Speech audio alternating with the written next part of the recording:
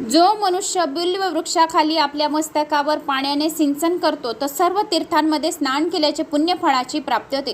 तो या भूलोकी पावन मानला जातो. बेलाच्या मुळाशी असलेले आळे पाण्याने पूर्णपणे भरलेले असेल तर महादेव अत्यंत प्रसन्न होतो. जो मनुष्य गंध व पुष्पादिकांनी बिल्व मुळाचे पूजन करतो त्याला या लोकी उत्तम सुख आणि उत्तम संतती प्राप्ती होते. शिवलोकाची उत्तम गती प्राप्ती होते. जो या मनुष्य बिल्व मुळाशी भावभक्तीने दीप आणि दीपमाला प्रज्वलित करतो तो तत्वज्ञानाने संपन्न होऊन भगवान महेश्वराशी एकरूप होतो. जो मनुष्य बिल्व वृक्षाखाली फांदी हाताने धरून तिच्यावरील नवीन बिल्व स्वस्त हस्ते खुडतो आणि त्याच बिल्वपत्रांनी त्या वृक्षाची पूजा करतो तो सर्व पापांपासून मुक्त होतो. जो मनुष्य बिल्व वृक्षाखाली शिवभक्ताला भक्तिपूर्वक भोजन देतो त्याला कोट्यवधी पुण्यफळाची प्राप्ती होते.